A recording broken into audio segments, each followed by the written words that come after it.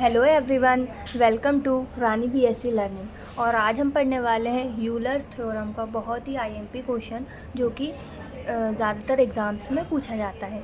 तो हमारे पास क्वेश्चन है, if u equals to log x की पावर 4 प्लस y की पावर 4 अपॉन में x plus y, then show that x del you upon del x plus y del you upon del y equals to 3। ठीक है, अब इसको solve करते हैं, देखते हैं क्या होता है इसका सॉल्यूशन। ठीक है, अब देखते हैं इसका सॉल्यूशन। तो हमारे पास u इक्वल्स टू है, u equals to log x की पावर 4 प्लस y की पावर 4 अपॉन में आ जाएगा x प्लस वाई। ठीक है, अब हमें शो करना है कि x del you upon del x plus y del you upon del y equals to होता है 3 के। ठीक है, तो अब हम ये कैसे बता सकते हैं? तो हमारे पास दिया है u equals to log x की पावर 4 प्लस y की पावर 4 अपॉन में x plus Y.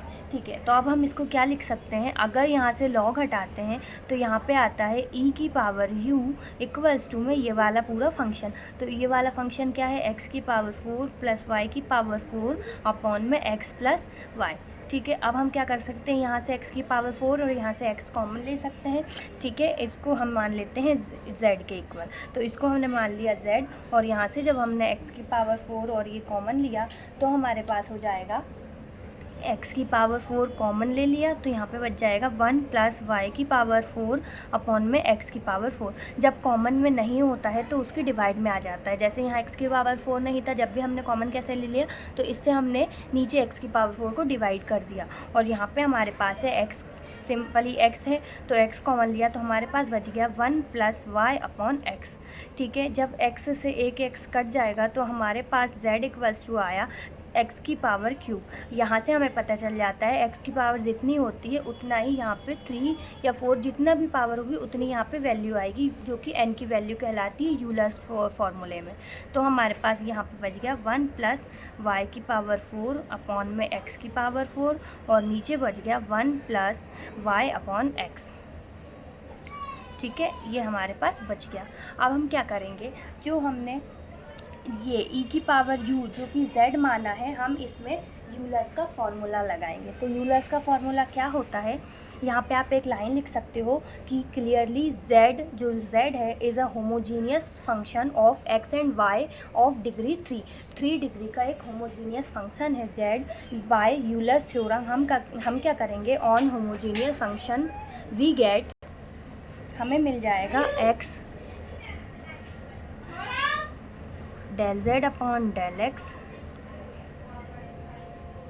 Plus y del z upon del y equals to 3z। ये हमने किससे करा है? By Euler's theorem. ये यूलर्स थ्योरम का फॉर्मूला होता है कि x del z upon del x plus y del z upon del y equals to होता है एन जेड। एन यू होता है यहाँ पे, तो एन यहाँ पे हमारा एन क्या है? 3 है।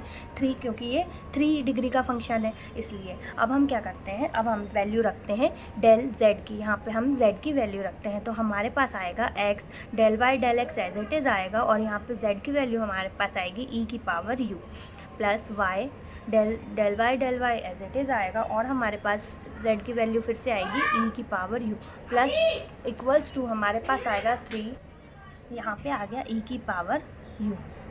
ठीक है, अब हम क्या करेंगे? यहाँ पे हम x के रिस्पेक्ट में e की पावर u का डिफरेंशिएशन करेंगे, और यहाँ पे y के रिस्पेक्ट में e की पावर u का डिफरेंशिएशन करेंगे। अब आप देखिए, जैसे कि x तो एज इट इज़ आएगा, और del Y del x of e की पावर u का हमारे पास हो जाएगा e की पावर u, क्योंकि e की पावर में जो भी फंक्शन जो भी होता है उसका डेरिवेशन जो होता है वो e की पावर u ही होता है, डिफरेंशिएशन। और यहाँ पे आ जाएगा del u upon del x. अब ये del u upon del x क्यों आया? क्योंकि हम कर रहे हैं x के रिस्पेक्ट में और हम कर रहे हैं u का, तो जो ये एक अलग वेरिएबल है और ये एक अलग वेरिएबल है, तो इन दोनों का जो डिफ्रेंशिएशन होगा वो ऐसे लिखा जाएगा। जैसे कि हम अगर डेल वाई के रिस्पेक्ट में भी यू का करते हैं तो हमारे पास क्या आ जाएगा, del you upon del y आएगा। यहाँ पे del x upon del x अगर करते तो वो 1 हो जाता। ठीक है, अब यहाँ पे आएगा वाई और del Y del x of E की पावर यू का हमारे पास हो जाएगा ई की पावर यू, और यहाँ पे आ जाएगा del u by del y, क्योंकि इसका भी हम डिफ्रेंशिएशन अभी नहीं कर पा रहे हैं। और यहाँ पे हमारे पास आ जाएगा 3 की पावर ई यू, 3 ई की पावर यू। ठीक है, ये भी एज इट इज़ रहेगा, ये इसका डेरिवेशन डिफ्रेंशिएशन हो गया।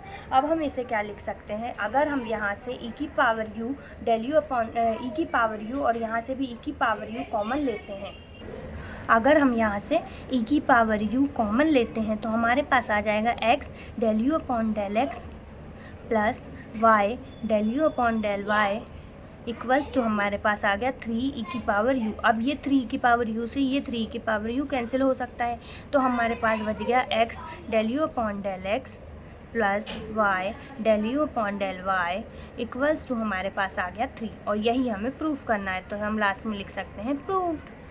अगर आपको वीडियो पसंद आई हो तो वीडियो को लाइक करना, और मैं ये वाले क्वेश्चंस, ऐसे ही क्वेश्चंस और करवाऊंगी इस टॉपिक पर, क्योंकि यूलर्स थ्योरम में से एक क्वेश्चन इंपॉर्टेंट सा एग्ज़ाम में ज़रूर आएगा। Thank you so much.